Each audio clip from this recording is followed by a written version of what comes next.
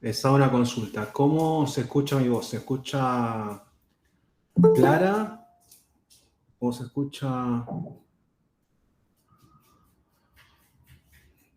de forma baja? ¿Se escucha bien? Se escucha bien, profe. Perfecto. Bueno, en la clase anterior nosotros, ¿sí?, empezamos a analizar, digamos, lo que era una función como herramienta de trabajo para estudiar economía, ¿sí? Y bueno, y el por qué nosotros utilizamos la herramienta de funciones para estudiar, digamos, diferentes unidades temáticas de economía, es que las funciones plantean relaciones de tipo causa y efecto, ¿sí? Entonces, nosotros en una función tenemos variables que tratan de explicar el comportamiento de la función, ¿sí? Entonces, por ejemplo, nosotros podríamos decir que en términos de nomenclatura, ¿sí?, nosotros elegimos identificar a la variable causa con la letra X y a la función o a la variable efecto con la nomenclatura F con argumento X, ¿sí? Esto para una función que depende de una única variable, ¿sí? Esto, digamos, es lo tradicional en análisis matemático. Ahora, ¿qué ocurre cuando la función depende de múltiples variables? Pues entonces ahí dice, mira, ya la nomenclatura, digamos, quedó corta. ¿Es necesario introducir nueva nomenclatura? Entonces, por ejemplo, ahí aparecen, digamos, funciones de múltiples variables. Entonces, si nosotros queremos pasar de una función que depende de una sola variable a una función que depende, por ejemplo, de tres variables, podemos decir, bueno, que las variables, ¿sí?, que son causas serían la letra X, por ejemplo, la letra Y y la letra Z, y la función sería identificada con la letra F, con argumento X, con argumento Y y con argumento Z. ¿Sí? Sí, profe.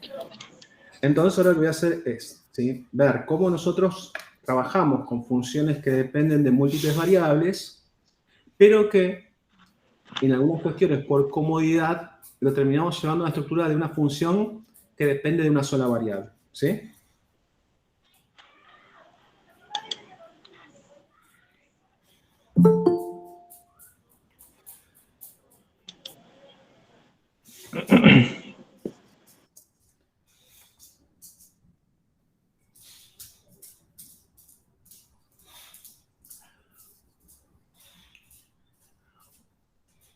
Bueno, todos pueden ver una pizarra en sus pantallas, ¿sí? Entonces, sí, profe. Una función sencilla, digamos, podría ser esta, ¿no? Por ejemplo, 2 más 1 por x. ¿Sí? Sí. Bien. Entonces decimos, para cada valor que asuma la variable x, ¿sí?, ya va a haber un valor predeterminado de la función, o sea, de f de x. Entonces nosotros podemos armar una pequeña planilla donde decimos, si le damos un valor a x, por ejemplo, 1, ¿qué valor asume la función? Y hay que hacer la cuenta, ¿no? Que en este caso sería, ¿cuánto? ¿3? Sí. Bien. Ahora, x puede asumir otro valor diferente a 1. Por ejemplo, podría asumir el valor 2. Pero entonces, ¿ahora qué pasaría con la función? Normalmente estaría determinado su valor, ¿sí? Nada más que ahora el valor va a ser diferente al anterior. Ahora el nuevo valor de la función, ¿cuál va a ser? 4. 4. ¿Sí? Y así podríamos generar nuevos valores. ¿Sí? Infinito sería, ¿no, profe? Y depende cómo definimos a al dominio de la variable. O sea, cuando nosotros hablamos del dominio, ¿no?, estamos hablando de los valores admisibles. Y los valores admisibles tienen que ver con un contexto. ¿Sí? Entonces, ustedes en análisis matemático estaban acostumbrados a decir que, bueno, que el dominio de la variable x eran todos los reales. ¿Sí? Porque ahí trabajamos en abstracto. ¿Sí? Ahora, en un problema concreto, uno dice, mira, a ver, para esta problemática, ¿cuáles son los valores admisibles de x? ¿Sí? Entonces acá por eso podemos decir, mira, esto podría ser, por ejemplo, la función, ¿no? De cuánto va a cobrar, por ejemplo, un vendedor en un negocio. Entonces, mira, va a tener un sueldo básico de 2 pesos y después el extra va a venir en función de las unidades que venda, ¿sí? O de la facturación que realice. ¿Sí? Sí, profe. Entonces, imaginemos que X son las unidades que vende. O sea, por cada unidad que vende le van a pagar un peso extra de sueldo, ¿sí? Entonces, si vende una sola unidad, ¿cuánto va a recibir de ingresos este trabajador, este vendedor? 3 pesos. Claro. Ahora, si vende 2 unidades, ¿cuál va a ser el ingreso de este vendedor? Ya no va a ser de 3 pesos, va a ser de 4 pesos. ¿Sí? Sí. Bien. Entonces, acá decimos, bueno, entonces, si nosotros queremos estudiar el dominio de esta función, lo que queremos es, bueno, ¿cuáles son los valores admisibles de esa variable? ¿Sí? Entonces, en este caso, X da cuenta de que de las unidades vendidas por el vendedor, ¿sí? Entonces, las unidades vendidas por el vendedor, ¿podrán ser una magnitud negativa? ¿Vendió menos 5 unidades? No. No. ¿Podrá ser, digamos, 0 unidades? Sí, puede ser que haya vendido nada. ¿Sí? ¿Y podrá vender cantidades positivas? Sí. Entonces, en ese contexto decimos, bueno, mira, el dominio de esta variable, ¿sí? Son quizás los valores mayores o iguales a 0. ¿Sí? Sí. Bien, después ahí habría que definir si X es una variable, digamos, discreta o es una variable continua. Pues decir, bueno, mira, si hablamos de que este vendedor vende automóviles, ¿sí? Lo que va a vender es un automóvil entero, no va a vender medio automóvil o 3/4 de automóvil. Entonces, X sería que mayor o igual a 0, donde X es una variable que discreta, Discreta. es un número entero. Claro, discreta. Bien, entonces, cuando nosotros, ¿sí? Queremos analizar el dominio de una variable de la economía, ponemos un contexto. Bueno, en este contexto, ¿cuáles son los valores admisibles de esta variable? ¿Sí? Que ahí tenemos la diferencia entre análisis matemático en abstracto y aplicar esas herramientas de análisis matemáticos a una problemática en concreto. ¿Sí? Entonces, ¿se entiende la diferencia del dominio en análisis matemático y del dominio en introducción a la economía? Sí, profe. Bien. Entonces acá uno puede decir, bueno, mira, ya tengo esta función. Ahora, si yo quiero graficar esto, lo que voy a hacer es decir, bueno, si X es una variable continua, entonces la función, ¿sí? La puedo representar en el plano, en 2 ejes, en 2 dimensiones. ¿Sí? Entonces, si X toma el valor 0, ¿qué valor va a asumir la función? 2. ¿Sí? Sí. Y después, ¿qué pasa? A medida que X aumente, la función también va a aumentar. Y ya sabemos que la función es una función tipo lineal. Va a tener este comportamiento. Claro. ¿Sí? Bien. Entonces tenemos una representación gráfica de esta función.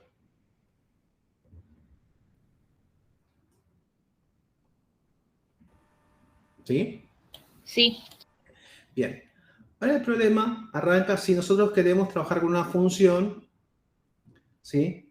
Que depende de varias variables.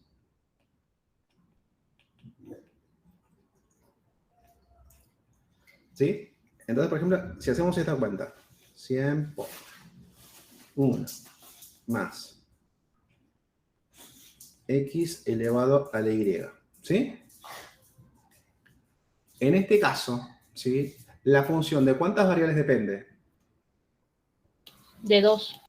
Entonces acá voy a decir, bueno, ¿cuáles son los valores admisibles, el dominio de esta variable, ¿no? Y después, ¿cuál es el dominio de esta otra variable?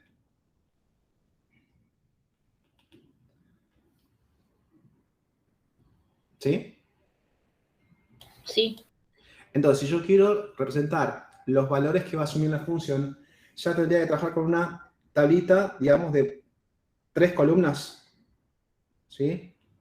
Donde una aparece la variable x, en otra aparece la variable y y en otra aparece el valor de la función. ¿Sí?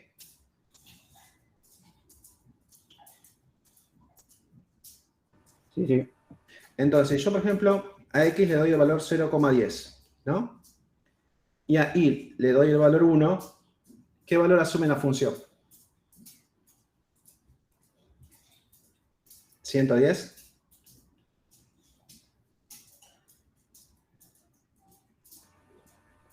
Sí. Sí, Ahora, en la segunda línea yo podría poner que dos valores distintos para X, un nuevo valor para X y un nuevo valor para Y. ¿Sí? Sí. Pero también puedo decir que mantengo el valor de Y y modifico el valor de X. O mantengo el valor de X y puedo modificar el valor de Y. ¿Sí? ¿Podemos hacer eso? Sí, también. Sí. Entonces lo que voy a hacer es mantener el valor de X, ¿sí? Y simplemente modificar el valor de Y. Entonces, en este caso, ¿cuánto valdría la función? 121. ¿Sí? Sí. Bien. Y después, si pongo otro par de valores, mantengo el mismo valor de X, ¿sí? Y a Y le doy el valor 3. Entonces, esto va a asumir el valor de 133,1. ¿Sí? ¿Hasta ahí vamos? sí, Entonces, formalmente, en este caso, decimos, mira, la función que está en este eje va a depender de dos variables, ¿sí? Que este sería el eje X y este sería el eje Y, ¿sí? Y acá tenemos a la función, ¿sí? sí, profe. Sí. Ahora, en este caso, ¿qué pasa con el eje X? ¿Modificamos el valor de X en estos tres ejemplos? No es constante. Bien, pero ¿sí modificamos los valores de Y? Claro. Entonces, al dejar constante los valores de X y modificar los valores de Y, ¿la función se mantuvo constante o tuvo alteraciones, tuvo modificaciones? Tuvo modificaciones, ¿no? Claro, modifica ahí, ¿no? ¿Sería? Al cambiar Y únicamente, eso afectó a la función, ¿sí?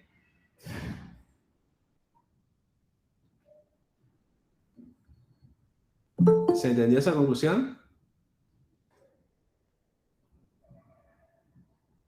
Profe, o sea, ya como cambia una de las dos variables, eso es lo que modifica la función, ¿no? Claro, pues la función en realidad depende de dos variables.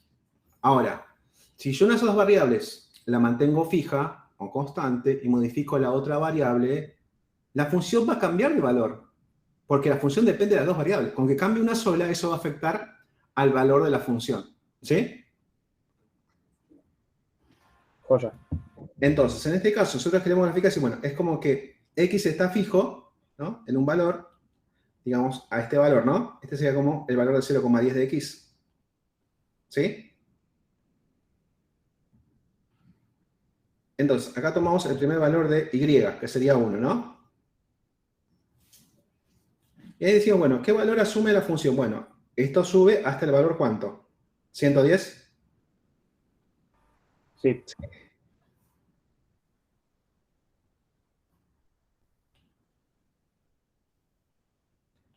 Ahora, si Y pasa del valor 1 al valor 2, ¿qué pasa? Eso afecta a la función. Ahora la función va a ser más grande que antes. Claro, llega a 121. Claro, no, voy a hacerlo por acá. O sea, en escala no da, pero para que sea chocante, que es más grande. ¿Sí? Y después, cuando X pasa de 2 a 3, ¿qué ocurre? Lo mismo, la función vuelve a aumentar. ¿Sí?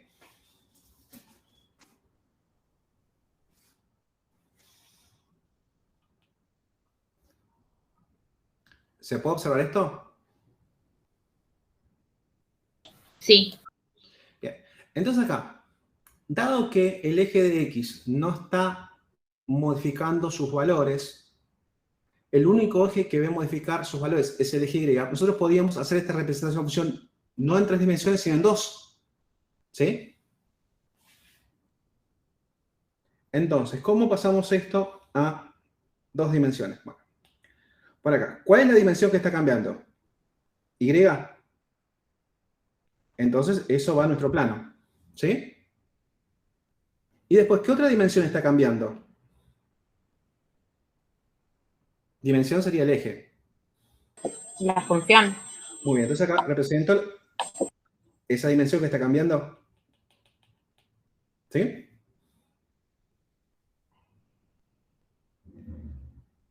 Entonces acá voy a representar en este plano, ¿sí?, los puntos que grafiqué antes en el espacio. ¿Sí? Sí. Entonces voy a decir, bueno, este uno de acá representa 110, este que está acá representa 121, y este que está acá representará 133,1. ¿Sí? Sí, profe. Bien. Entonces acá, si pongo más valores, ¿no? Por ejemplo, 1,3, 1,4, 2,8, ¿sí? ¿Podría tener más valores acá? ¿Sí? Entonces, ahí lo que hice yo es representar a la función ya no en el espacio, sino en el plano. ¿Sí? Pero ¿por qué la representé en el plano? Porque en este caso dijimos que una de las variables que afectan a la función está como fija, como constante. Sí. Entonces, por eso podemos hacer la presentación del plano. Entonces, ¿cómo los manuales de economía suelen hacer este ejercicio? Sí, mira, si bien la función depende de varias variables, vamos a dejar fijas todas las variables menos una y vamos a hacer el análisis de la función cuando cambia esa única variable que tiene la libertad de cambiar. ¿Sí? Entonces, ese análisis tranquilamente se puede realizar en el plano. ¿Sí? Sí. Bien. Entonces, ¿sí? Esto que hicimos recién es un análisis parcial de la función. ¿Por qué es parcial? Porque la función depende de cuántas variables. 2. De 2. Al hacer este pequeño ejercicio, es decir, que X está fija, lo que nosotros estamos intentando hacer es un análisis parcial. Es decir, bueno, ¿cómo se vería afectada la función si lo único que puede cambiar es la variable Y? Bueno, se va a afectar de esta manera, como está en el gráfico del plano, ¿sí? ¿Se puede observar eso? Sí. Bien. Después podríamos hacer otro ejercicio. Bueno, pero ¿qué pasa si dejamos fijo el valor de Y y cambiamos los valores de X? ¿Sí? Sí. Y lo mismo, tendríamos otro análisis parcial que también podríamos representar en el plano. Sí. ¿Sí? Sí. Entonces, en economía hacemos muchas veces este ejercicio, ¿no?, de hacer análisis parciales. Le hago una consulta, profe, Sí, decime, Gisela. para trasladarlo un poco, ¿no? A ver si lo entendí. ¿Podríamos utilizar el mismo ejemplo que utilizamos antes en esta función donde X vendría a ser el sueldo fijo y lo que le ingrese por producción, por ejemplo? Claro, vos podés decir, mira, este mes, por acuerdo de paritaria, decimos que el sueldo básico del trabajador es de 0,10, por ejemplo, ¿no? Y que después lo otro tiene que ver con productividad. O sea, dependiendo cuánto produjiste en tu jornada, tenés tanto de sueldo. ¿Sí? Está bien, gracias. Y en otro momento vos decís, no, mirá, por un nuevo acuerdo salarial, X pasó de 0,10 a 0,25. ¿Sí? Sí. Bien. Entonces, dependiendo del tipo de análisis, mirá, muchas veces, ¿sí?, queremos realizar análisis parciales, ¿sí?, para entender, digamos, la incidencia de esta variable que puede cambiar sobre la función. ¿Sí? Entonces ahora vamos a trabajar con una función económica que ustedes, digamos, la habrán escuchado muchas veces y más o menos tienen idea de qué se trata, ¿sí? Que es la función de demanda de un producto o de un servicio.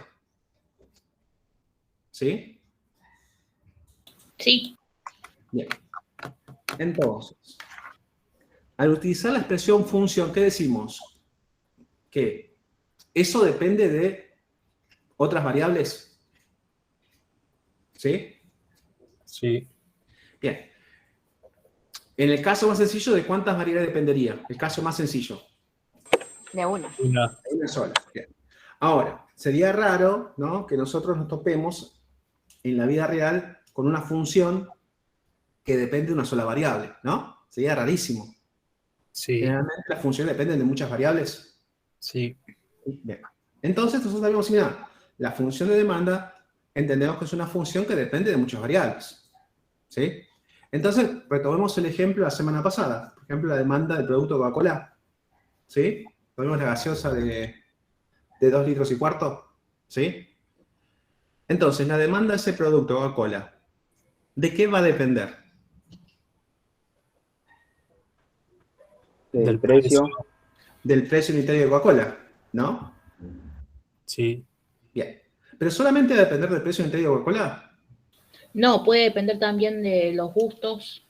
Muy bien, de los gustos, porque digamos, las personas, ¿sí?, tienen subjetividades que van cambiando con el tiempo. Sí. ¿Sí? Entonces puede ser que diga, mira, cuando yo era chiquita me gustaba mucho la Coca-Cola y de grande empezó a gustar más la Pepsi. ¿Sí? O al revés. ¿Sí? Entonces Sí. los gustos son importantes. Y también los gustos tienen que ver con, digamos, la estacionalidad. Por ejemplo, a vos te gusta tomar más gaseosa en verano que en invierno. ¿Por qué? Porque hace calor. ¿Sí? Sí. Bien, entonces, bueno, todos esos elementos que hacen a tus gustos, ya sea la estacionalidad, ¿sí?, tu subjetividad, están englobados dentro de los gustos, ¿sí? Entonces ya tenemos ahí como, bueno, algo que resume muchas subjetividades que son los gustos. Después tenemos otro elemento que tiene que ver con algo un poquito más objetivo, que es el precio del producto, el precio unitario, Sí. ¿sí? Bien, pero ¿habrá algo más? O sea, Coca-Cola, ¿es el único producto en la economía? La competencia también se tiene en cuenta. Muy bien, o sea, ahora entiende que está en un mundo donde hay otros productos además de él, pero en ese mundo dice, mira, yo tengo diferentes tipos de relaciones con los otros productos, ¿no? Entonces, por ejemplo, hay un producto que se llama Pepsi Cola, con el cual tiene una relación bastante particular. ¿Cuál es la relación con el producto Pepsi Cola? Como dirían ustedes, ¿es un vínculo de amistad o es un vínculo donde compiten en el mercado? Compiten en el mercado. Muy bien, entonces mira, por eso es importante entender la relación. No es lo mismo que yo tenga un vínculo con otro producto de mercado porque es mi competidor, a decir que yo tengo un vínculo con otro producto de mercado porque potencia mis ventas. ¿Sí? No es lo mismo, ¿no? No. Entonces ahí, por ejemplo, estaría bueno decir, bueno, mira, ¿y el precio de Pepsi también es importante para la demanda del producto de Coca-Cola? Sí, también es importante, porque es un competidor directo. ¿Sí? Sí. Bien. Ahora, Coca-Cola, ¿qué tipo de producto es? ¿Es un alimento? ¿Es una bebida gaseosa? Una Una bebida bebida. gaseosa. Bien, entonces recién me dijeron, bueno, que hay un producto que también es una bebida gaseosa, que es Pepsi, que es un competidor directo. Ahora, si yo pongo, por ejemplo, al producto, ¿no? 7-Up. Digo, es una bebida gaseosa. ¿Sí? Sí. Pero es un competidor tan directo como lo es el producto Pepsi. No. No, porque si mira, los dos tienen más o menos el mismo sabor, o sea que son, ¿sí?, el vínculo que tienen es más fuerte que el vínculo que hay entre Coca-Cola y 7-Up. Sí. ¿Sí? Bien. Después ponemos otro producto que hay en la economía, por ejemplo, ¿sí?, el producto Fernet. ¿Sí? Sí. Entonces, ¿qué vínculo va a tener Coca-Cola con el producto Fernet? ¿Van a ser competidores en el mercado o van a tener un vínculo de complementariedad? ¿Qué les parece? Son complementarios. Complementarios. ¿Sí? O sea, ustedes han visto que muchos fines de semana, si muchas personas terminan combinando, ¿sí?, el Fernet con Coca-Cola. ¿Sí? Entonces, dado que observación tenemos que si aumenta la demanda del producto Fernet, ¿qué entendemos que va a pasar con la demanda del producto Coca-Cola? Aumenta la demanda. Muy bien, ¿sí? Entonces, en economía nosotros planteamos estas relaciones del siguiente modo. Por ejemplo, decimos, cuando tenemos productos que tienen una relación tan particular como la que hay entre Coca y Pepsi, decimos que esos bienes son sustitutos en el mercado. ¿Sí? Y cuando tenemos productos como Coca-Cola y Fernet, decimos que esos productos son complementarios en el mercado. ¿Sí? Sí. Bien. Ahora, en la economía, ¿Coca-Cola tiene un único producto sustituto o hay varios productos que son sustitutos de Coca-Cola? Varios tiene.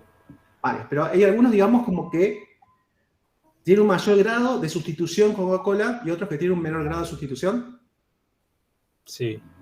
Así, bueno, si ponemos en un listado, ¿no? Desde el más sustituto al menos sustituto, ¿cuál estaría ahí en el tope?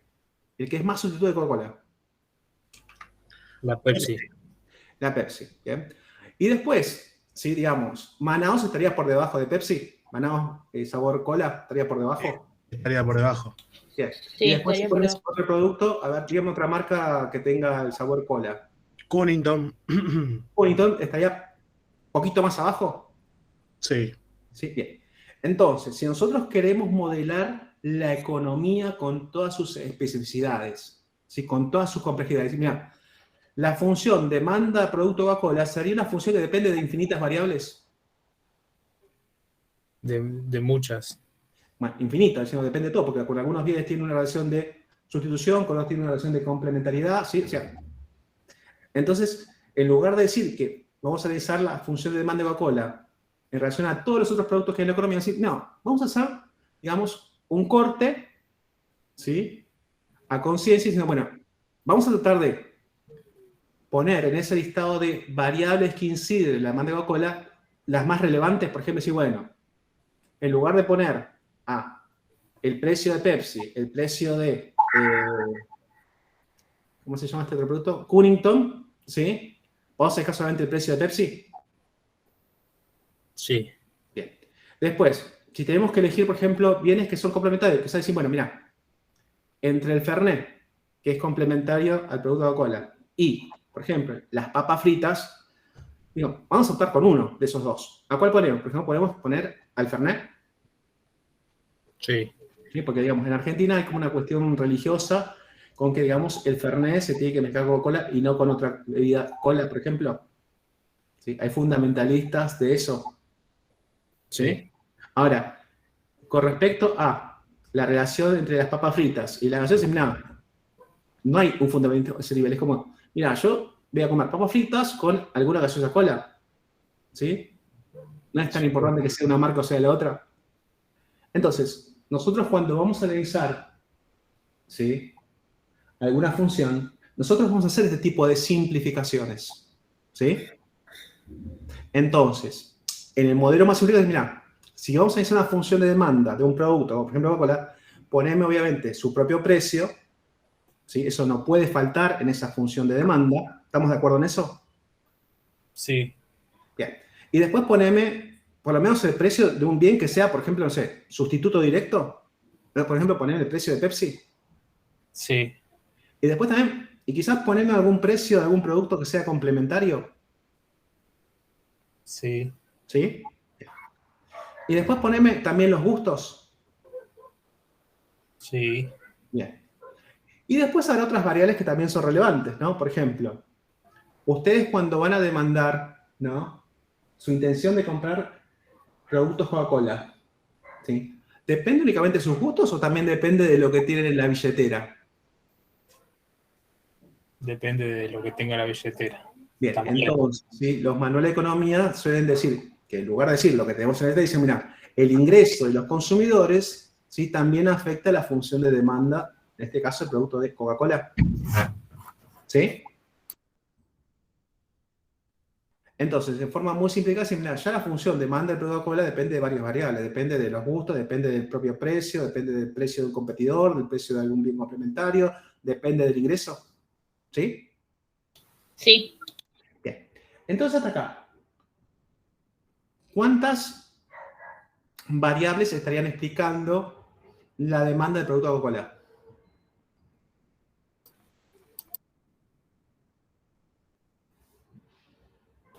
Muchas. Muchas. Entonces, mira, yo necesitaría muchas dimensiones para representar esa función demanda del producto Coca-Cola. Sí. Sí. Bien. Y nosotros sabemos hacer gráficos de, no sé, 5 dimensiones, 6 dimensiones, 7 dimensiones. ¿Lo sabemos hacer? Sí. No. No. Pero nosotros sí sabemos realizar gráficos en el plano en 2 dimensiones? Sí. ¿Sí? Bueno, entonces el truquito ahí es decir, bueno, para nosotros poder representar el comportamiento de esta función, podemos hacerlo, digamos, aplicando el famoso ceteris paribus. Es decir, yo voy a analizar la función demanda del producto de Coca-Cola, dejando como fijo que los gustos. Los gustos tienen prohibido cambiar.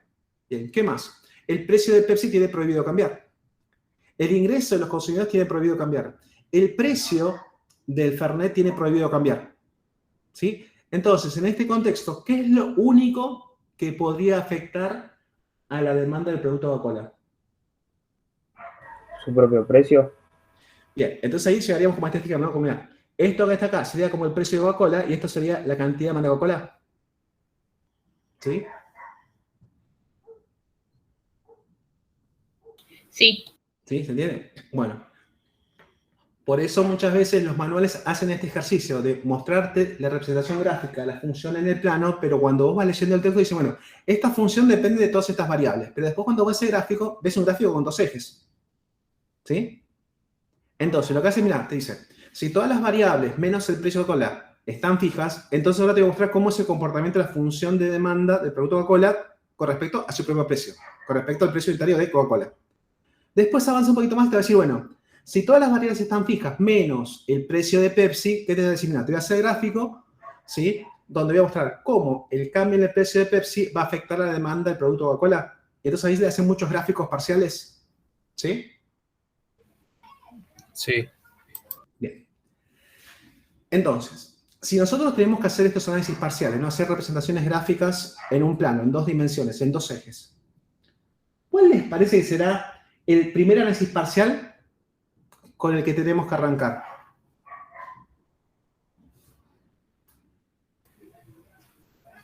El del precio de la coca. Muy bien. Entonces la mayoría de los manuales van a decir esto, ¿no? Van a decir, mira,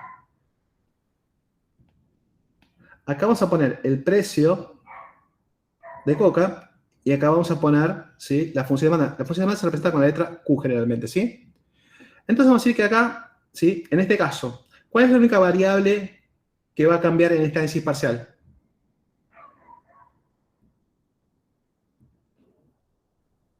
El precio de la Coca-Cola. Muy bien, se hace el precio. Ahora, por una cuestión de comodidad, se utiliza esta nomenclatura, pero nosotros lo que dijimos, que en realidad la demanda de Coca-Cola depende de muchas variables, no solamente del precio de Coca-Cola. Claro. Bueno, entonces, como, si ya estamos en contexto, entendemos esto, decir, bueno, ¿para qué voy a escribir todo eso? Directamente te pongo esto que ya sabes que es un análisis parcial.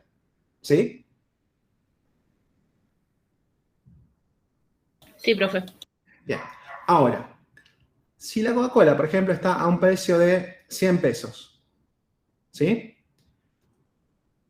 Y ustedes tienen, digamos, un ingreso determinado, ¿no? ¿Cuántas unidades querrían comprar de Coca-Cola? Digamos, pongamos como plazo en un mes, ¿no? Si el precio durante ese mes de Coca-Cola está a 100 pesos la botella, ¿cuántas unidades querrían comprar en ese mes? Y unas cuantas, porque si venimos a 30. ver el precio de ahora, Tiene un número arbitrario. es 20. 30. Bueno, vamos a poner 30 acá, ¿sí? Vamos a poner acá, ¿sí? 30. Bien.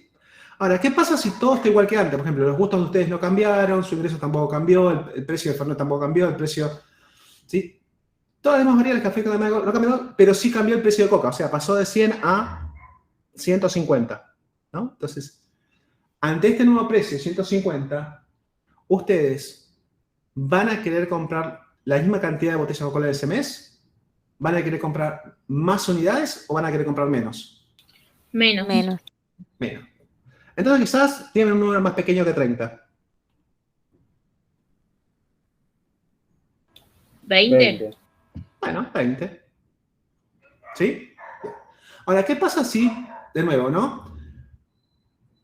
Todas las variables están fijas, o sea, no cambiaron, pero lo único que cambia es el precio y ahora pasa de 150, digamos, a 200 pesos. Entonces, ¿qué va a pasar con la demanda del producto de Coca-Cola? ¿Va a aumentar, se va a mantener o va a disminuir? Va a disminuir. Disminuye. Entonces, viene otro ejemplo de una magnitud más pequeña que 20.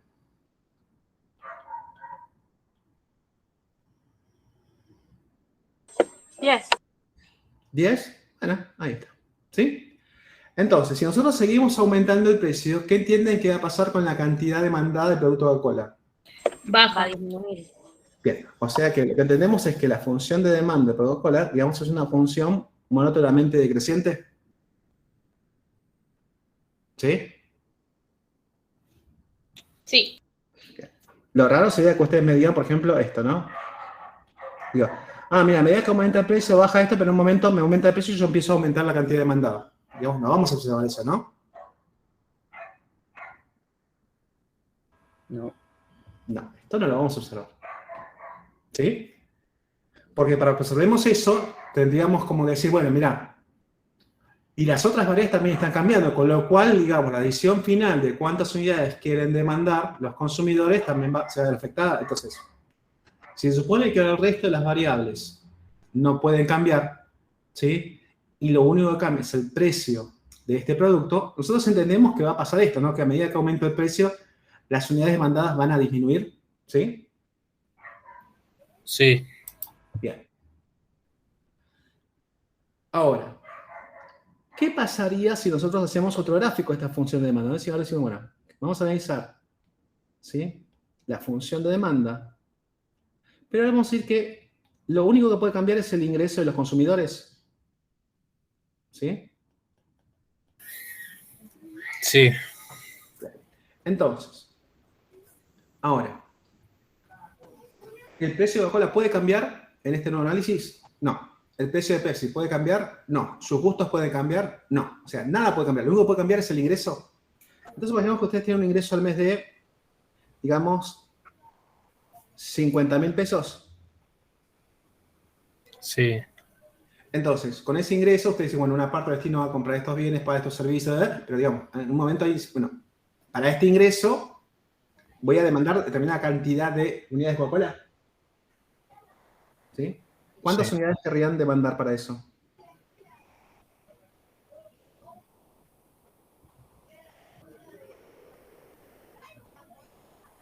Diga cualquier cantidad, es indistinto el 20. número. 20. Bien. Ahora, ¿qué pasa si, por ejemplo, su ingreso aumenta y todas las otras variables que ustedes toman en cuenta para demandar el producto de Coca-Cola están iguales? O sea, ahora su ingreso pasó de 50.000 a 70.000. Si sus gustos son los mismos de antes, el precio de Coca-Cola es el mismo de antes, el precio de Pepsi es el mismo de antes, el precio de Fernet es el mismo de antes, o sea, todo es lo mismo que antes, nada más que ahora tiene un ingreso más alto, ¿qué va a pasar con su demanda de Coca-Cola? Y va a aumentar. Aumenta. Entonces vamos a poner un número más grande que 20. Dígame cuánto. Un número cualquiera. 25. 25, ¿sí? Bien. Profe, ¿se puede dar que no aumente? Porque más allá de tener un sueldo mejor, yo no tengo ganas de tomar más Coca-Cola. Sí, pero todo es relativo, digamos, ¿sí? Porque vos, digamos, en un mundo perfecto, ¿sí? Donde tuvieses ingresos infinitos, ¿cuánto consumirías de cada bien o servicio que vos querés? ¿Todo lo que podés? Claro, hasta donde... Hasta saciarte. ¿Sí? Entonces, pero decimos, generalmente en nuestro mundo, ¿sí? Nosotros tenemos restricciones. Por ejemplo, mira, vos tenés un ingreso infinito. Entonces, sí, bueno, mira, como mi ingreso no es infinito, yo tengo que empezar a optimizar el uso de ese ingreso que es limitado. Entonces, generalmente, vos decís que, bueno, que a medida que aumenta tu ingreso, vos vas a empezar a demandar más bienes y servicios, ¿sí? Entonces, lo que trata de mostrar, ¿sí? Un manual es similar. No te voy a decir que siempre vas a aumentar, pero te quiero mostrar esa idea de que el cambio en una variable va a afectar a la función en un sentido y no en otro, ¿sí? Claro, profe, tal vez no formulé bien la pregunta. Lo que intento entender es que siempre el gráfico va a intentar demostrar cómo actúa en general, no es que depende de cada persona, no se hace un análisis más profundo, sino más... No. Digamos, acá estamos haciendo en términos cualitativos, ¿sí? Por ejemplo, en este caso digo, si vuelve a aumentar el ingreso, por ejemplo, a 100.000, ¿sí? Uno diría, bueno, esto va a aumentar. ¿Cuánto más? Bueno, puede pasar que de 25 pase a 25,5, ¿no? O a 27, ¿sí? Entonces uno diría, mira, lo que va a pasar es que la función en este caso ya no es decreciente, sino que es creciente. Exacto. ¿Sí? Entonces lo que yo primero quería mostrar era eso, ¿no? Como diciendo, mira, cuando vos haces análisis parciales, te podés enfrentar a esto. Mira, que la función en el primer análisis parcial era una función de qué tipo, creciente o decreciente. Decreciente. Y en el segundo análisis parcial, ¿cómo es la función de demanda? ¿Es creciente? Sí, creciente. Bien, o sea, lo único que quería hacer es mostrar ese contraste de que, mira, la función puede ser en un contexto considerada como decreciente y en otro contexto puede ser considerada como creciente. Ahora, en este caso, si uno, digamos, quiere analizar, ¿sí?, todos los valores del ingreso, ¿sí? Por ejemplo, vos decís, una persona puede, digamos, triplicar su poder adquisitivo de mes a mes, y no. Es rarísimo que alguien triplique su ingreso o su poder adquisitivo todos los meses, ¿sí? Entonces ahí uno dice, bueno, mira, este gráfico parece como razonable, o sea, te va a aumentar un cachito el sueldo o el ingreso y va a aumentar tu demanda de esos productos que a vos te gustan, ¿sí? Ahora, si uno dice, si yo no le pongo límites a esto, si digo que puedo aumentar y aumentar, lo que vamos a decir, bueno, y mira, y esto va a tener como este comportamiento, ¿sí? En algún momento llegaríamos a un tope, como dijo el compañero hace un ratito, ¿sí? O sea, en un mes, ¿cuántas? Y mira, no voy a comprarme 5 millones de botellas de Coca-Cola, por más que aumente mi ingreso, ¿sí? O sea, un multimillonario, ¿sí? Multimillonario mal. ¿Va a comprar 1 millón de botellas de Coca-Cola por mes?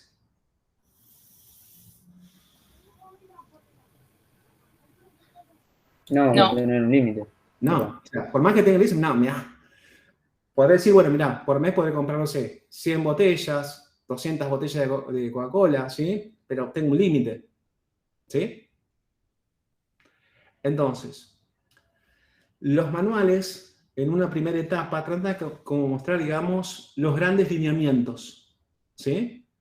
Y a medida que avanzan los capítulos, dicen, bueno, mira, vamos a, digamos, salir de ese esquema tan, ¿sí?, absoluto, a decir, bueno, esto en unas primeras etapas va a tener este comportamiento, pero vamos a ver que en otra etapa llega como a un techo, un límite, ¿sí?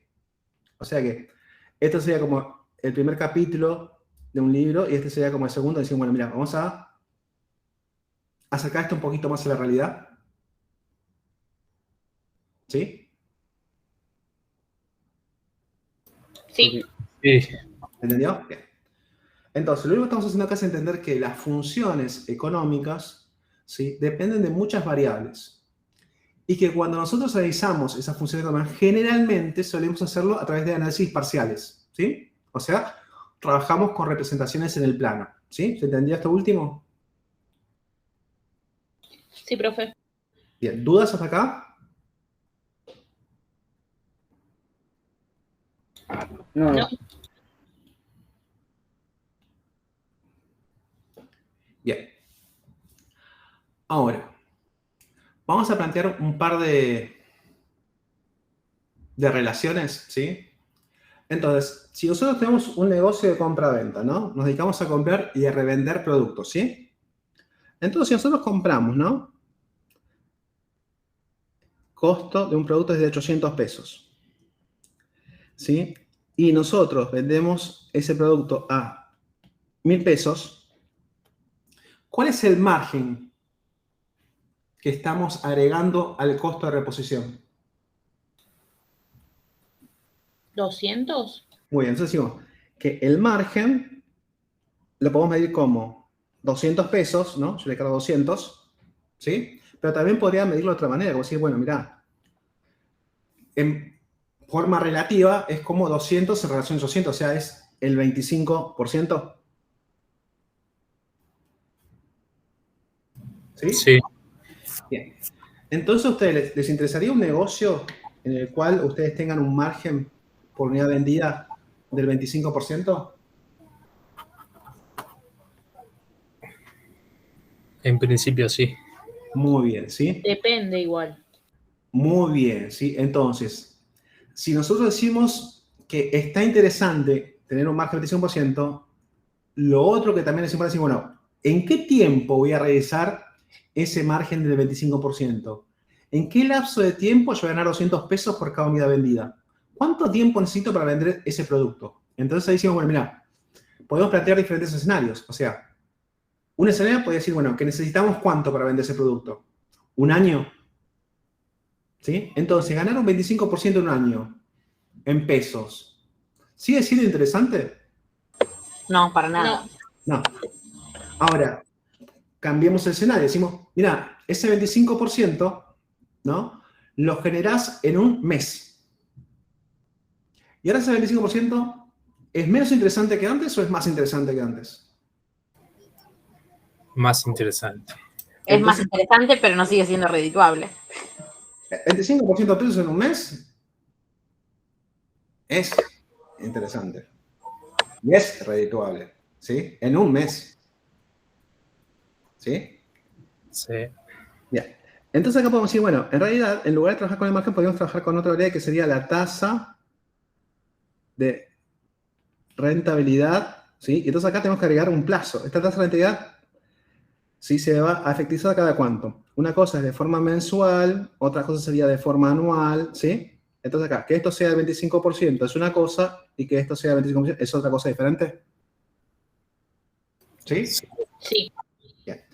Entonces, sí, al igual que ustedes, sí, las personas de paso dijeron, bueno, mirá, si yo solamente me quedo con este indicador de que el margen es de 200 pesos, pero 200 pesos es mucho o es poco. Bueno, ¿ganás 200 pesos en relación a qué? Bueno, y entonces dice, bueno, ¿cuánto voy a invertir para ganar 200 pesos? Y bueno, si voy a invertir 800, entonces, bueno, 200, decimos, en principio parece como que es interesante el margen de ganancia, ¿no?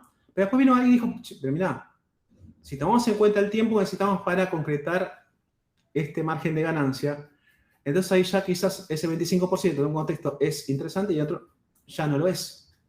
Entonces alguien dijo, bueno, trabajemos con otro indicador. Por ejemplo, creemos el indicador tasa de rentabilidad, o sea que el indicador tasa de rentabilidad trata de combinar ese margen de ganancia, pero también toma en cuenta el tiempo, ¿sí? El tiempo necesario para que se efectivice esa ganancia, ¿sí?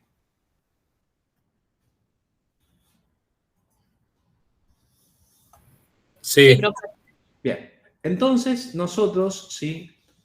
Continuamente nos dedicamos a extraer información de indicadores, ¿sí? Sí. Entonces, estaría bueno que cuando nosotros tenemos un indicador con un cuánto, una magnitud, podamos interpretar la información implícita en ese indicador, ¿sí?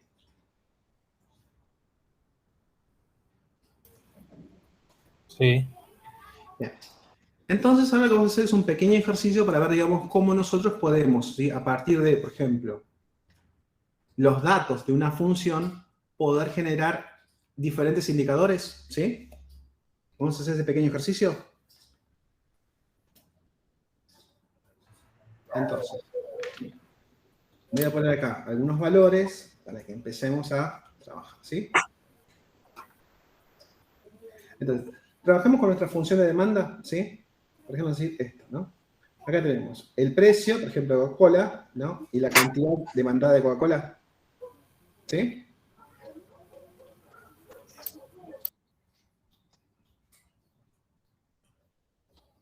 ¿Así vamos?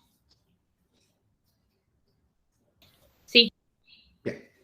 Entonces acá yo voy a poner un par de valores, ¿sí? Déjenme que hagan unas cuentitas. Y serían... Acá, a un peso vamos a tener acá 100. A 2 vamos a tener acá 80. ¿Sí? Tomamos estos valores, ¿sí? Entonces, si nosotros Sí. queremos representar estos valores en el plano, lo que vamos a ver van a ser dos puntitos, ¿no? Sí. Entonces vamos a tener acá este punto y vamos a tener este otro punto. ¿Sí? Sí. Bien. Ahora, como nosotros tenemos esos dos puntos, generalmente uno va a decir, nada, ¿cómo fue la dinámica del cambio?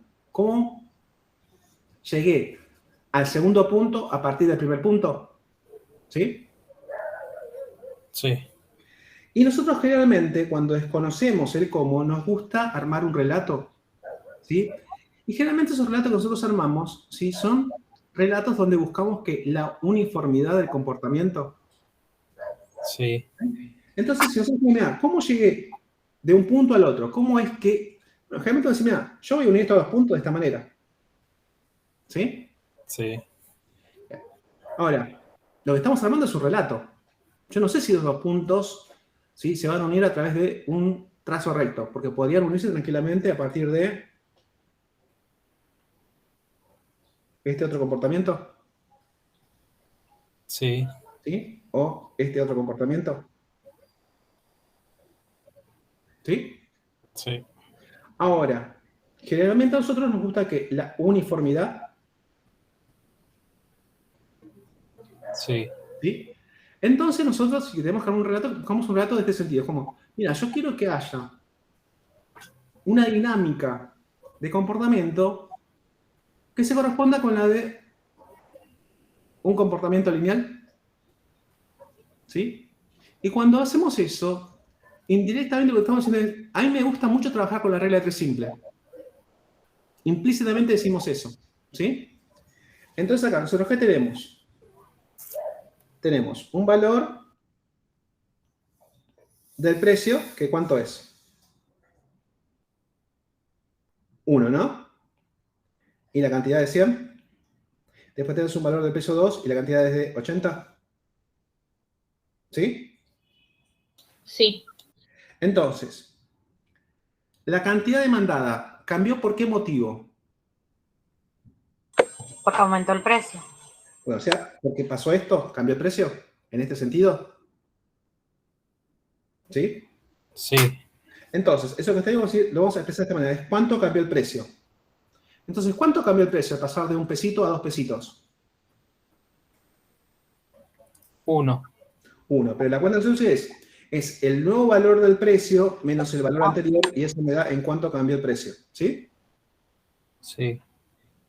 Entonces, esto es un indicador que da cuenta de la variación absoluta del precio. ¿Sí? Bien. Ahora vamos con las cantidades. Y cuando cambió el precio, pasó de 1 peso a 2 pesos, ¿qué pasó con la cantidad demandada? ¿Permaneció constante o también aumentó? Disminuyó. O sea, el cambio fue en este sentido. Sí. Entonces, sí, bueno, esto que está acá lo podemos identificar como la variación de la cantidad demandada. Sí. ¿Y cómo podemos cuantificar esto? Bueno, lo mismo que hicimos antes, ¿no? Es decir, es la nueva cantidad, que ¿cuánto es? 80 Sí. menos la anterior cantidad que era 100. ¿Y esto cuánto nos da? Menos 20. Bien. Entonces, esta variación absoluta es, mira, la variación de precio es igual a una unidad positiva, es decir, que el precio aumentó en una unidad. Y la variación absoluta de la cantidad demandada es en menos 20. Eso quiere decir que la cantidad se redujo en 20 unidades. ¿Sí? Sí. Entonces, no es difícil desprender la información de estos dos indicadores. ¿Sí? Sí. Entonces, cuando nosotros vemos esto, digo, ¿qué es lo que vemos? Vemos esto de acá con esto. ¿Sí? Entonces, yo digo, si tenés el indicador, ¿no?, que la variación absoluta del precio es igual a 1, ¿qué sabes? Que aumentó 1. Aumentó un 100%. No, todavía no llegamos a eso. Es otro indicador, ¿sí? Que el precio aumentó. ¿En cuánto aumentó? 1. En 1 peso, ¿sí? Ahora, ¿nosotros sabemos cuál era el precio inicial? ¿Sabemos cuál es el precio final Sí. con este indicador? ¿No? Lo único que vemos es estas dos cositas. Es esto y esto. Es lo único que vemos. Ah. Entonces, mira, sí, yo sé que el precio aumentó en una unidad, pero ese indicador me está ocultando cuál es el precio inicial y cuál es el precio final. No lo sé. ¿Sí? ¿Se entiende eso? Sí. Bien. Y lo mismo pasa con este otro indicador. Este indicador dice, mira, si yo tengo esto, ¿qué sé? Que la cantidad demandada disminuyó en 20 unidades. Sí. Pero yo sé cuál era la cantidad demandada inicial. No. No. ¿Sé cuál es la cantidad demandada final? No. Entonces, estos indicadores que creamos, que son indicadores absolutos, porque ven el cambio absoluto de estas dos variables, ¿sí? Nos brindan información, pero, digamos, tienen limitaciones.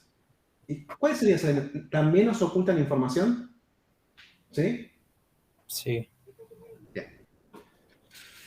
Pero estos indicadores, por más que oculten información, ¿son útiles? Sí, porque aportan información. ¿Sí?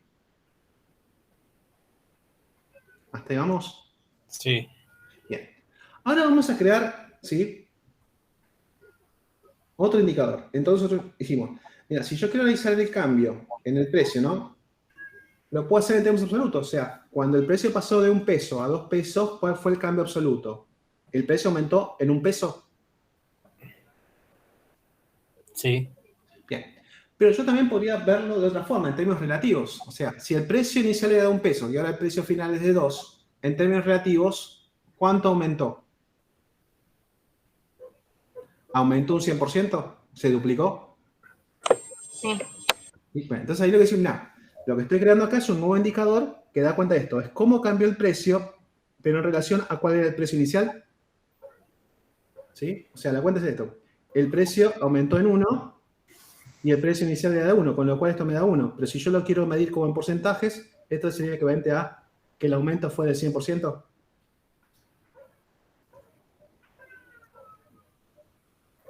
¿Sí?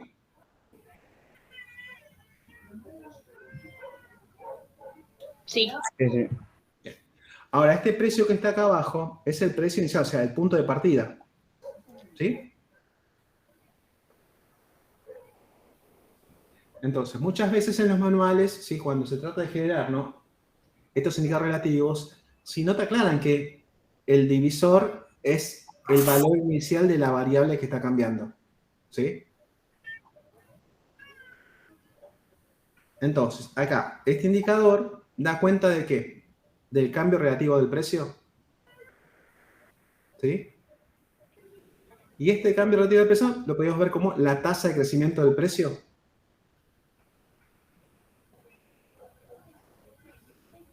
¿Sí? sí, Bien. Ahora, lo vemos como tasa de crecimiento del precio porque el valor que tenemos ahí es un valor positivo.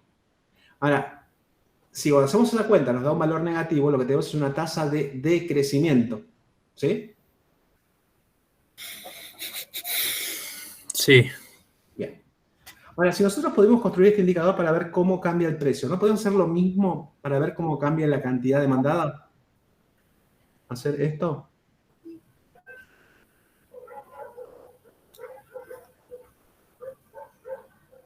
¿No podríamos hacer esto?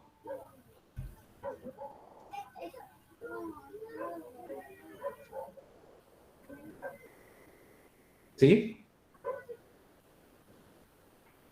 Sí. Y en este caso, ¿en cuánto cambia, en cuánto se modifica la cantidad demandada? ¿Disminuye en 20 unidades? Sí.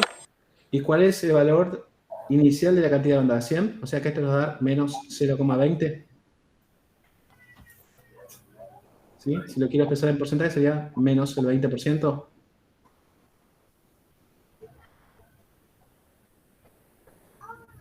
Sí.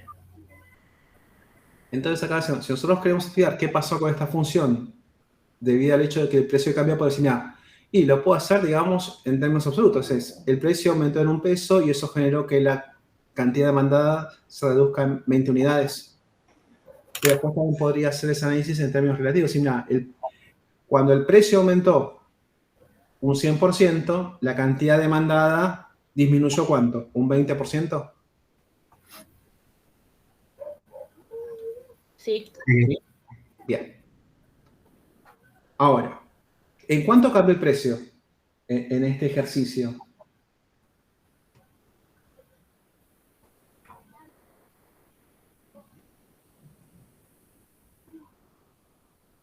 Pasó de 1 a 2. Muy bien. Pero ahí el análisis es, digamos, en términos absolutos, ¿sí? Que está bien, se puede hacer ese análisis, no está mal, pero no es la única forma como podemos analizar. También podemos decir que, otra forma de expresar el cambio es decir que el precio aumentó un 100%. Sí. ¿sí? O una forma alternativa sería que el precio se duplicó. También. ¿Sí? Entonces, no hay una sola forma de expresar, ¿sí?, los cambios en estas variables. Hay múltiples formas, ¿sí? Entonces, dependiendo del tipo de análisis que queremos hacer nosotros, digo, bueno, mira, me queda más cómodo trabajar con estas herramientas que con estas otras herramientas, ¿sí? ¿Hasta ahí vamos? Sí. Bien. Entonces ahora vamos a trabajar por un ratito, ¿sí?, con los cambios absolutos, ¿sí? ¿Se acuerdan de este esquema, el dibujo? Queremos ver como un comportamiento lineal desde el punto de partida hasta el punto de llegada. Entonces ahí vamos a trabajar con nuestro esquema regla de 3 simple. Entonces acá lo que vamos a decir es, en términos absolutos, ¿cuánto cambia el precio?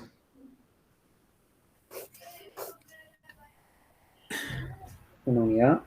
Una unidad, o sea, que el cambio de precio fue una unidad. ¿Y eso qué generó acá?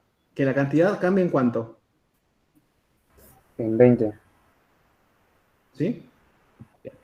Ahora, si yo quiero, puedo decir, bueno, pero si este fue el cambio por unidad, yo quiero decir, bueno, ¿y cuánto sería para 2? Si yo creo que está ese comportamiento lineal, ¿también lo podría hacer? Por regla de 3 simple. Sí. ¿Sí? Bien. Ahora, imaginemos que, ¿sí?, por un ratito, voy a borrar esto, que esto nos hubiera dado así.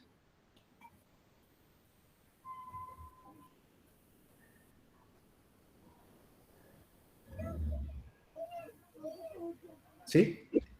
Que no es nuestro ejemplo, ¿sí? Pero imaginemos que hubiese dado esto, ¿no? Que el precio aumentó en 4 unidades y que la cantidad demandada disminuyó en 80 unidades, ¿sí? ¿Hasta ahí vamos? Sí.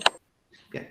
Entonces yo tengo esta relación, podría decir, bueno, quiero ver esto, pero con otra relación. O sea, quiero ver en cuánto se va a afectar la cantidad demandada, en cuánto se va a reducir, pero no por las 4, sino por cada una de esas 4. ¿Sí? Sí. Y entonces, por regla 3 simple, ¿qué harían ustedes? Menos 80 por... Por 1, digo, 4 sería. Muy bien, ¿sí? O sea, multiplicar por 1, ¿sí? Lo podemos escribir o no, pero implícitamente estamos multiplicando por 1. Sí. Pero al hacer esto, ¿qué nos quedaría? Acá. Menos 20. Muy bien, nos quedaría menos 20. ¿Sí? Sí. Entonces nosotros dijimos, mira, el cambio real del precio fue de 4 unidades y el cambio real de la cantidad mandada fue una disminución de 80 unidades. Pero si yo lo quiero ver en cuánto estuvo cambiando la cantidad mandada por cada pesito que estuvo aumentando, decir, mira, por cada pesito que aumentaste, la cantidad se estuvo reduciendo en 20 pesos y en 20 pesos y en 20 pesos y en 20 pesos. ¿Sí? Sí.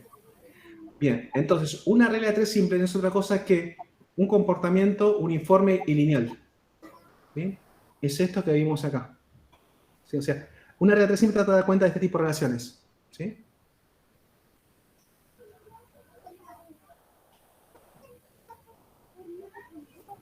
¿Sí? Sí. Ahora, ¿sí? Esto que está acá, ¿sí? Ustedes ya lo vieron muchas veces cuando hacían esta cuentita. En análisis matemático, ¿no hacían este tipo de cuentas?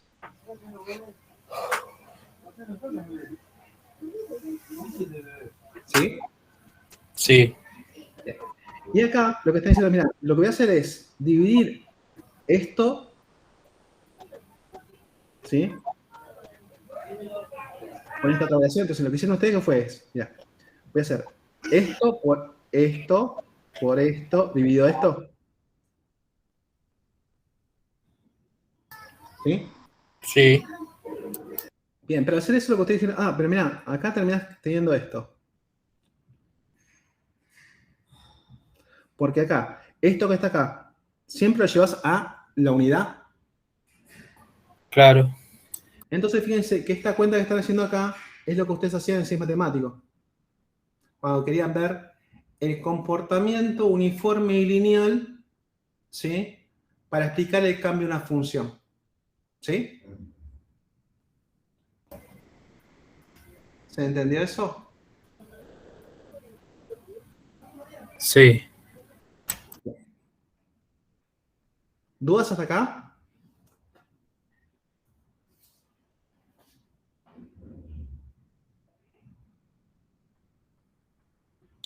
No, creo que no.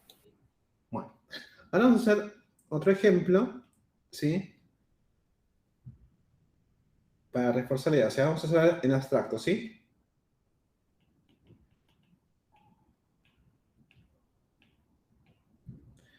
Entonces, vamos a decir que la función para nosotros ahora, ¿quién es? Es x al cuadrado, ¿sí? Entonces vamos a poner un primero 2 y acá vamos a poner 4. Entonces, si x es igual a 2, ¿qué valor toma la función? 4. 4, Si x toma el valor de 4, ¿qué valor asume la función? 16. 16. Muy bien. Entonces acá vamos a decir, mira, vamos a trabajar con nuestros indicadores absolutos, es cuánto cambió x y cuánto cambió f de x. Entonces, ¿cuánto cambió x en este caso? En 2 unidades. ¿Sí? Estamos viendo el cambio de sentido. ¿Sí? Sí. Bien. Y ahora vamos a revisar cuánto cambió la función. Entonces, ¿en cuánto cambió la función?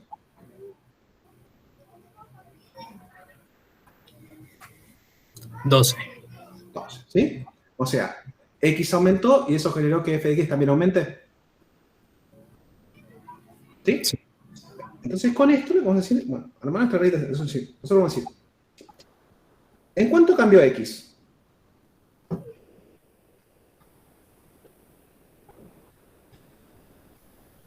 En 2. 2. ¿Y eso qué generó? ¿Que cambie f de x? Sí. ¿Y en Sí. cuánto cambió f de x? 12. Muy bien.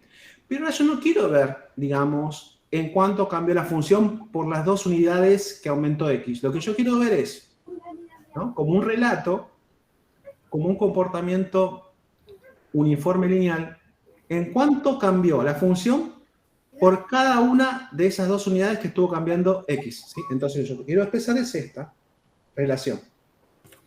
Entonces, ¿cómo determinamos la variación de f de x para esta nueva relación?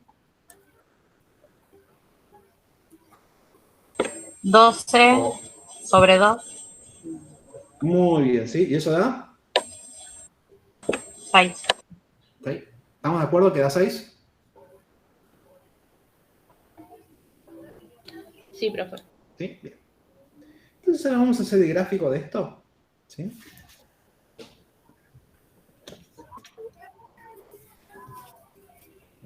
Un poquito de paciencia, que ya... ¿sí?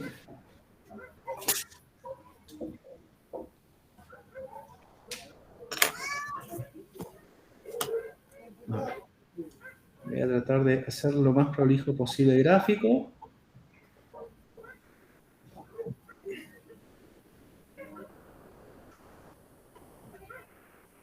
Bien. Entonces acá tenemos, ¿no? X toma el valor de 2. ¿Ya? Por acá. ¿Sí? Y para el x igual a 2, ¿qué valor toma la función? 4. Más o menos por acá.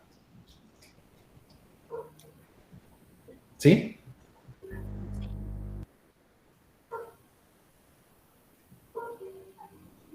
Y después, cuando x toma el valor de 4, ¿qué valor toma la función? 16. Tenemos por acá, más o menos. ¿Sí?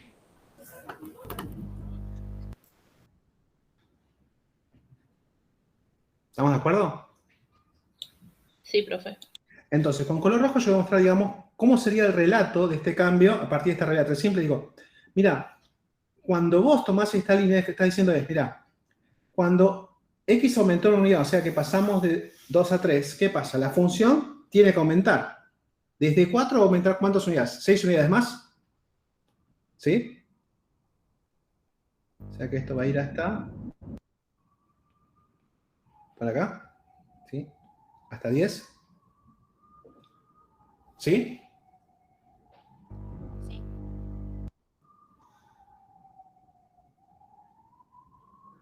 ¿Se entiende lo que dice? Sí. Bien. Pero después me falta decir, bueno, ya hice el aumento de una unidad, pero me falta el segundo aumento. O sea, cuando X vuelve a aumentar otra unidad, o sea, pasa de 3 a 4, ¿qué pasa? La función tiene que volver a aumentar en otras 6 unidades, o sea, pasa de 10 a 16 acá. Sí.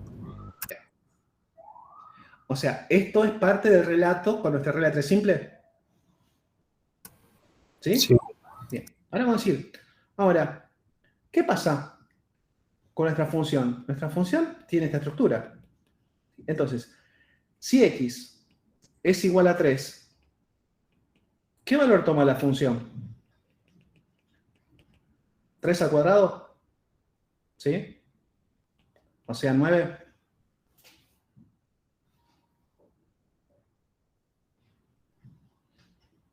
¿Sí? Sí. Entonces, cuando X toma el valor 3, ¿cuál es el verdadero valor de la función? ¿Es 10, como lo que nosotros armamos con nuestro relato, o va a ser 9?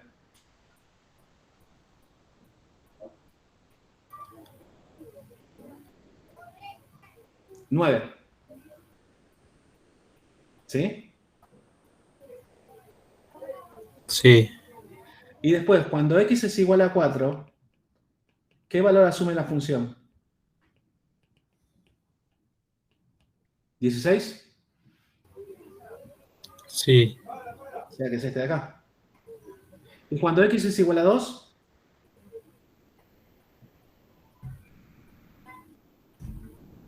Bueno, o sea, es este de acá.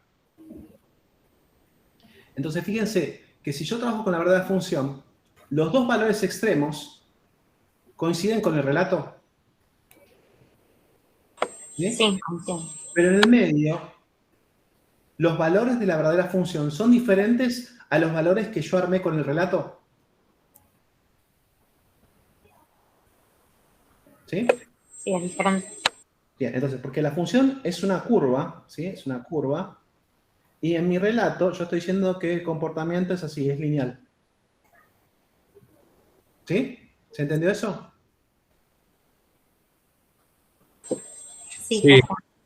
Entonces, cuando nosotros armamos esta hermosa regla de 3 simple, estamos armando un relato singular. Queremos que el comportamiento, el cambio de la función, sea un cambio que monótono,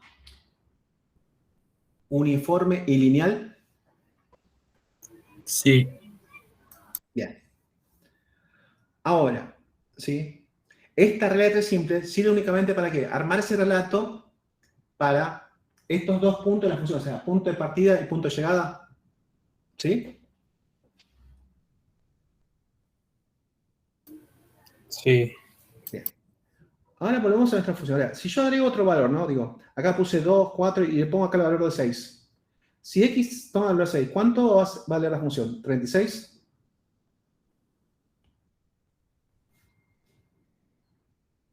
¿Sí? Sí. Entonces ahora yo también podría armar otra regla 3 simple para este nuevo cambio. Podría decir, ahora, ¿cuál es el cambio de X? 2 unidades. Y esto genera un cambio en la función de ¿cuánto? Pasamos de 16 a 36, o sea, de 20. ¿Sí?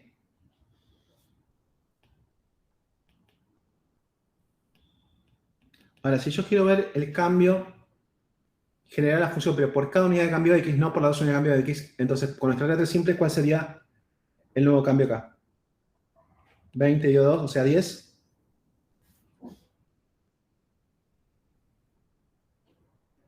¿Sí?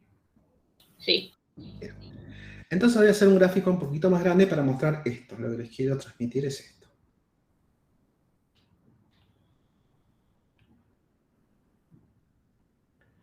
Voy a poner en color verde el comportamiento de la función, ¿sí?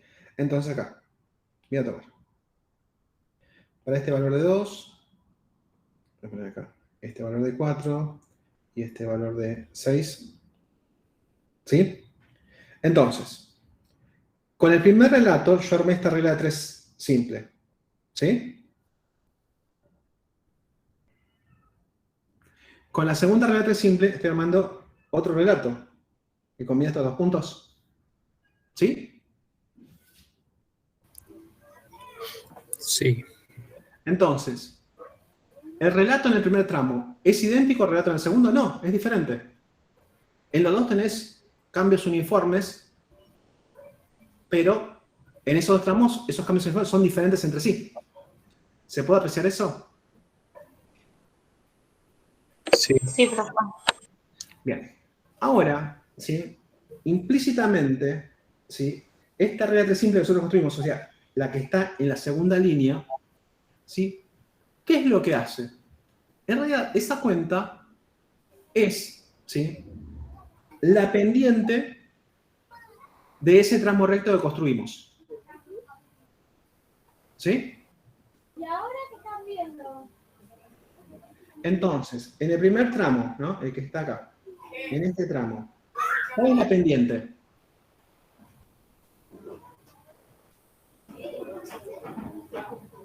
¿Cómo, profe? No lo escuché.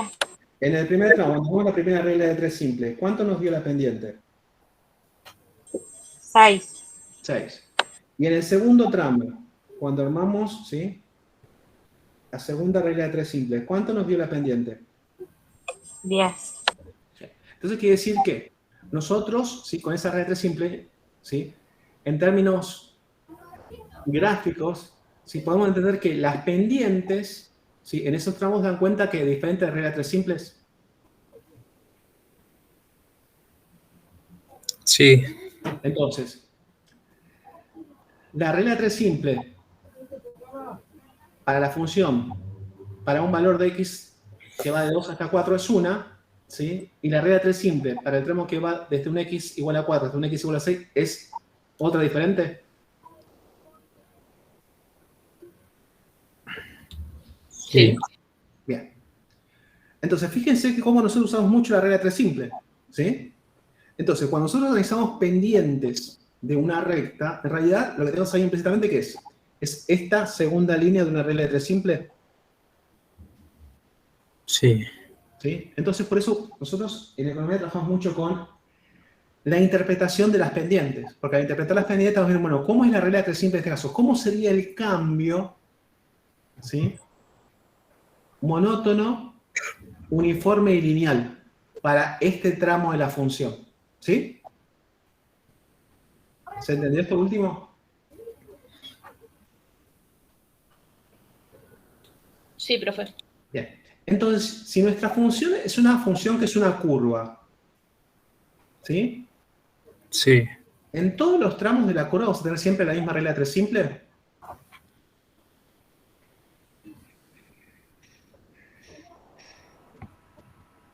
No.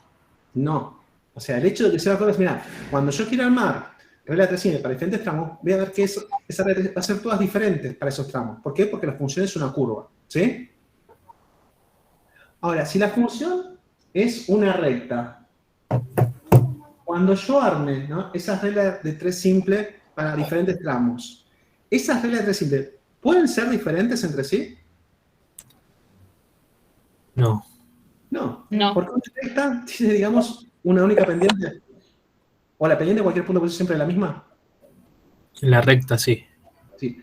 Por eso decimos, mira, si tu función es una función que es una recta, entonces vamos a tener una única regla de 3 simple, que es válida para toda la función. Ahora, si tenés una función que no es una recta, sino que es una curva, entonces tenés que estar atento a que la regla de 3 simple no va a ser única, sino que tenés que identificar cuál es la regla de 3 simple para cada tramo. Porque no es lo mismo la regla de 3 simple para este primer tramo que para el segundo. ¿Sí?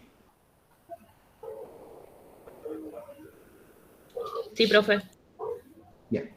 Ahora ustedes, en algún momento, ¿Estudiaron el tema derivadas de funciones? Sí. ¿Era un tema sencillo de entender o era un tema medio rebuscado? Les pido honestidad en la respuesta.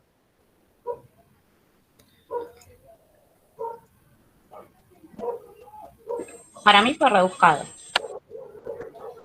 Bien. Y depende, profe. Porque yo lo di al principio y me parecía fácil, pero ahora no sé, porque ya pasó bastante.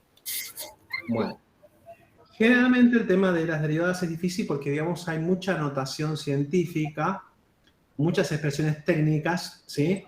Y uno en un momento es como que le mezclan el gráfico con la parte analítica y dice, bueno, no sé si es así, creo que lo entendí, y después sí, pero no entendí, y bueno, al final entendí, y después terminas, pero me parece que no entendí.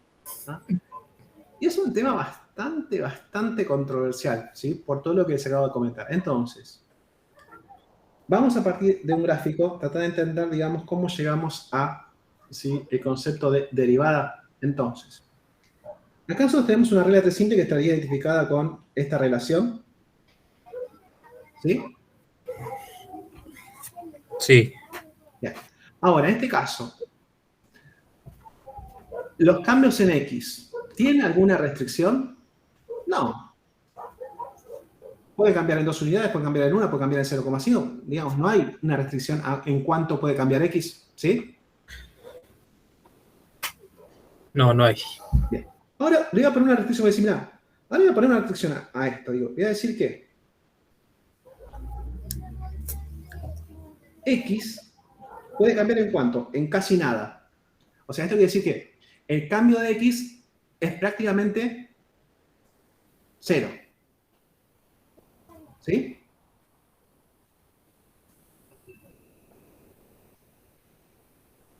No puede cambiar en una unidad porque que X cambie en unidad contradice a que X cambie en prácticamente nada. ¿Se entendió esto último? Sí. X tampoco puede cambiar en 0,1 porque 0,1 es muy grande respecto a cambiar prácticamente nada. ¿Sí? Entonces, este límite me dice, mira, X en cuánto puede cambiar 0,000 millones de ceros, millones de ceros, y allá casi al final le pones un 1. ¿Sí? Esa es la magnitud de la que puede cambiar X, que es prácticamente nada. ¿Sí?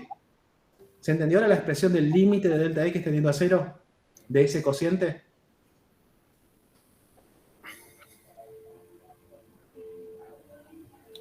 Sí, profe.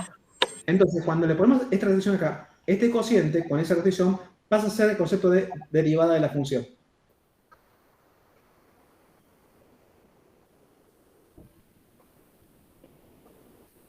¿Sí? Entonces, este cociente de acá, ¿es la derivada?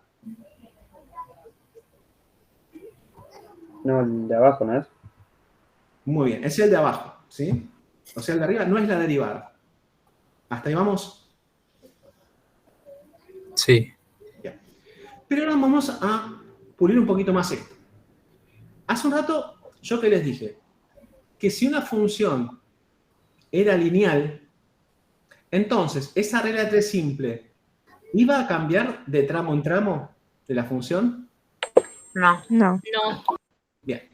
Entonces, no importa si el tramo, ¿sí?, era de 2 a 4, ¿sí?, o de 2 a 6, ¿sí? Si la función era una recta, ¿la pendiente siempre iba a ser la misma? Sí. ¿Sí? Bien. Entonces, si la función que estamos utilizando es una recta, entonces esto que está acá, que es la pendiente recta, va a ser igual a esto que está acá, porque también es la misma pendiente de esa recta. ¿Sí? Solo si se trata de una función lineal. Solo si la función es una recta. ¿Sí?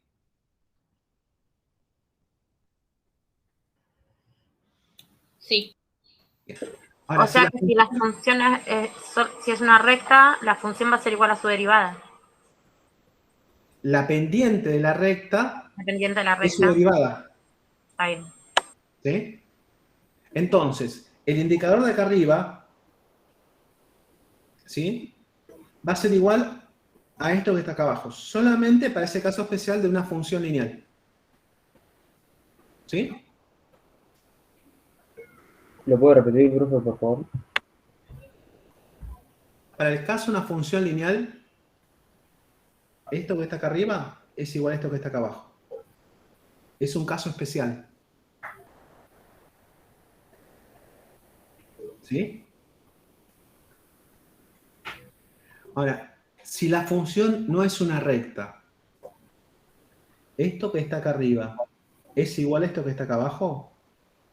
No. No. Por eso, cuando te decía, mira, la mayoría de las funciones son no lineales. ¿Sí? Entonces, como generalidad, los docentes de esa materia dicen, mira, si nosotros queremos mantener la generalidad de los casos, mira, que una derivada es igual a toda esta expresión. ¿Sí?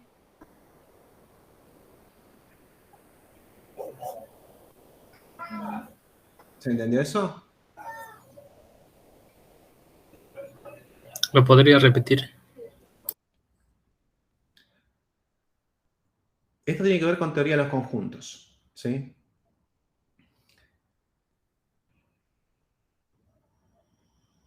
¿El todo abarca las partes? Sí. Ahora, ¿una parte abarca el todo en teoría de los conjuntos?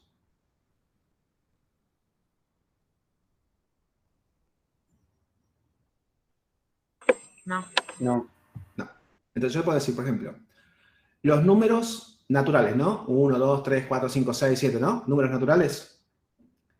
Los números naturales, ¿sí?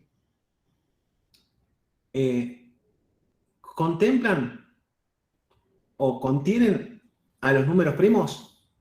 ¿Sí? Los números primos forman parte del conjunto de los números naturales. ¿Sí? ¿Sí o no?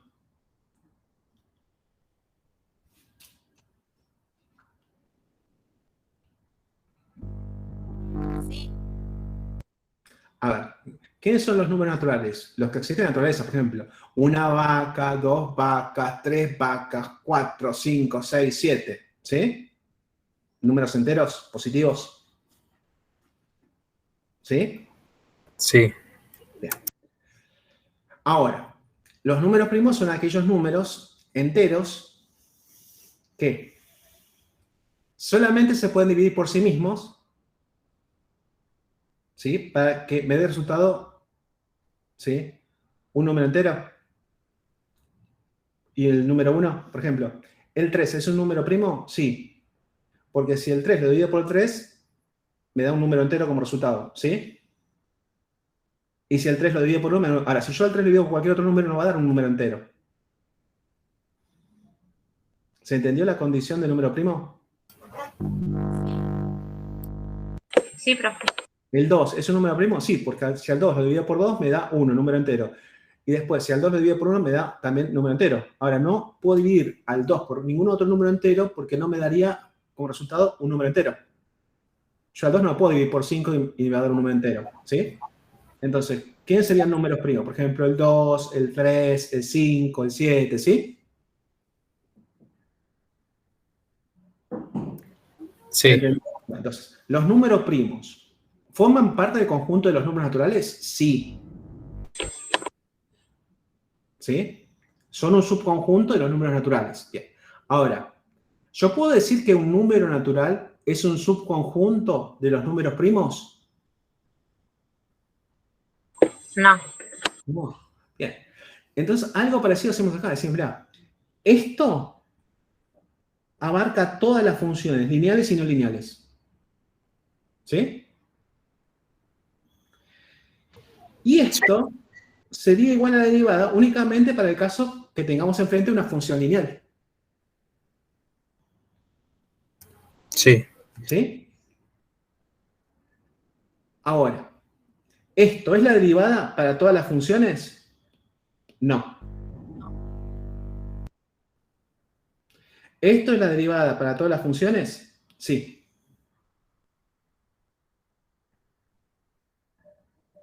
¿Queda un poco más clara la relación?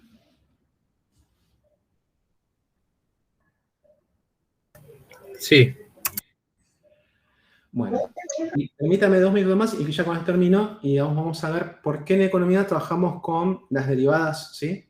Voy a borrar esto y ya hago un solo gráfico y ya con eso terminamos con la reunión del día de hoy.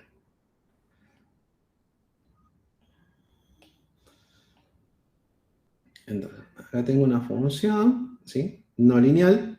Entonces digo, ¿yo puedo tomar acá 2 valores cualesquiera entre este punto y este punto? Sí.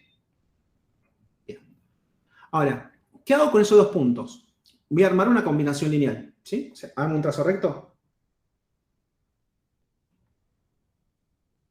Trazo recto, ¿sí? Y después, ¿qué hago con ese trazo recto? Simplemente le voy a medir su pendiente. ¿Sí?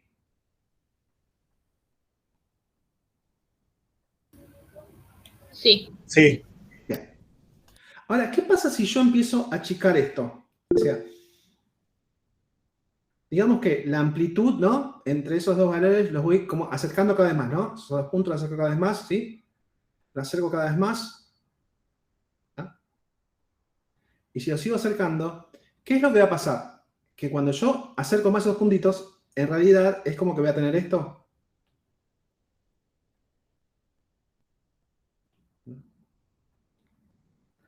Es como que voy a tener este punto acá y casi en el mismo punto, se va a poner en otro color, ¿no? Es como que los 2 puntos están prácticamente superpuestos. ¿Sí? Sí. Y si esos 2 puntos están prácticamente superpuestos y yo tengo que poner una combinación lineal, ¿sí? Y después, ¿qué hago con esa combinación? ¿Le calculo la pendiente? Ahora, si yo quiero calcular la pendiente, ¿qué es la pendiente? ¿No es lo que nosotros calculamos como el cociente entre la altura sobre base de una recta? ¿Sí? Entonces Sí. acá, si yo tengo este segmento recto y si yo esto lo estiro para acá, ¿sigue teniendo la misma pendiente? Sí. Si lo estiro para acá, ¿sigue teniendo la misma pendiente? Sí.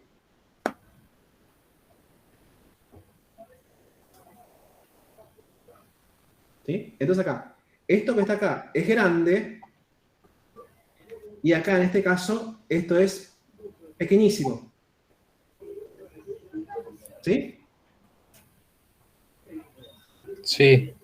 Entonces, cuando nosotros trabajamos con, ¿no? Esta idea de el límite de delta x tendiendo a 0, ¿no? De la variación de la función sobre la variación de x, ¿sí? Esto es la derivada. O sea, lo que estamos haciendo es este gráfico de acá. Este segundo gráfico. ¿Sí? Entonces, cuando nosotros queremos trabajar con el límite de delta x, mira, es como que esos 2 puntitos, el inicial y el final, prácticamente están superpuestos. Entonces, como prácticamente están superpuestos, cuando vos querés generar ese segmento con esos 2 puntos, en realidad lo que estás haciendo es pasarle como una recta tangente a ese punto. ¿Sí? Acá le pasamos como una recta tangente a ese punto. Sí. ¿Y después qué hacemos con esa recta tangente? ¿Le medimos la pendiente? Y al medir la pendiente de esa recta tangente, lo que tenemos es el concepto de derivada de la función.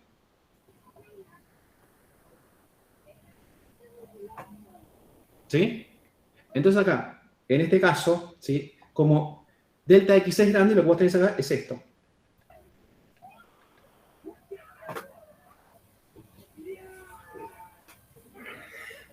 ¿Sí? ¿Se entendió? Sí. Entonces, por eso ustedes cuando trabajaban con funciones similares, ¿y cómo me doy cuenta cuál es la derivada de la función? Bueno, toma un puntito de la función, ahí le trazás una recta que es tangente, y si le medís la pendiente a esa recta tangente, lo que tenés como pendiente es la derivada de la función. ¿Sí? Y entonces, ¿qué es la derivada? Es una regla de 3 simple que sirve para qué rango de valores de x. Para rangos de valores muy cercanos a ese puntito donde vos trazaste la recta tangente. O sea que, en este caso, la regla de 3 simple sirve para todo este tramo, ¿sí? Para todo este tramo que está, que es grande, ¿sí?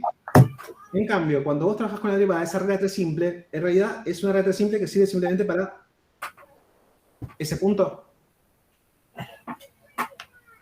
¿Sí?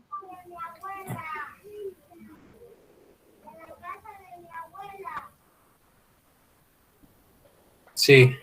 Entonces, en todos los casos nosotros trabajamos con regla 3 simple. Sí, el tema es para qué rango de valores de X voy a decir que esa regla 3 simple es válida. Entonces, en el gráfico de la izquierda similar, delta X puede cambiar en 1 unidad, 2 unidades, 5 unidades, 10 unidades, ¿sí? O sea que el rango para el cual vos considerar esa regla 3 simple es amplio. Mientras que cuando vos le calculás la derivada de una función, decís, voy a construir una regla de 3 simple, pero para un entorno muy pequeño de ese punto de la función. ¿Sí? Entonces, acá tenés una regla de 3 simple para ese punto de la función. Si querés acá, tenés para este otro punto de la función, puedo trazar que otra recta tangente, tendré otra pendiente, y en ese punto construiré otra regla de 3 simple. Y esa regla 3 simple me va a servir para ver el cambio de la función, pero en un entorno muy cercanito a ese punto. ¿Sí? ¿Se entendió lo que es la derivada de una función para nosotros? Sí. Entonces, es una regla 3 simple, pero para un entorno muy pequeñito del punto donde estamos calculando esa derivada. ¿Sí? Por eso, ¿sí? Bueno, muy bien. Si nosotros tenemos esta función, ¿sí? Ya hay matemáticos que dicen, bueno, ¿y yo cómo puedo generar esa regla 3 simple de forma, digamos, sistemática? Y bueno, hay reglas de derivación, por eso digo, mira, si vos derivas esta función va a ser igual a, bajo el exponente, dejo la base como estaba, el exponente pierde un grado, ¿no? Y este multiplico por el grado de la base, o sea, me va a quedar acá 2 por x. ¿Sí? Entonces, si x es igual a 2, ¿cuánto va a valer la derivada? La derivada entonces ahí va a valer ¿cuánto? 2 por 2, 4. ¿Sí? Sí. Ahora, si estás parado en un punto de función donde x es igual a 3, entonces ahí, la derivada, como estructura algebraica, va a ser la misma, pero la cuenta que va a ser otra, va a ser 2 por 3, o sea, 6. Sí. Entonces quiere decir que si vos estás parado para un punto de la función donde x es igual a 3, esa regla de 3 en ese pequeño entorno va a ser igual a 6. Ahora, si estás parado en un x igual a 2, la función para ese punto, ¿sí?, va a tener una regla de 3 simple igual a 4. Entonces sí vos podés decir, bueno, con esta relación yo puedo decir, bueno, y si x es igual a 5, ¿cuánto vale la derivada? ¿10? 10. Entonces, los matemáticos con esto dijeron, mirá, esta fórmula te permite encontrar, ¿sí?, cómo en cada punto de la función, ¿sí?, cuál sería su derivada. O dicho de otra forma, la pendiente de la recta tangente a ese punto en la función. ¿Sí? Si se entendió esto, estamos bárbaros y ya podemos dar por finalizada la reunión del día de hoy. ¿Se entendió?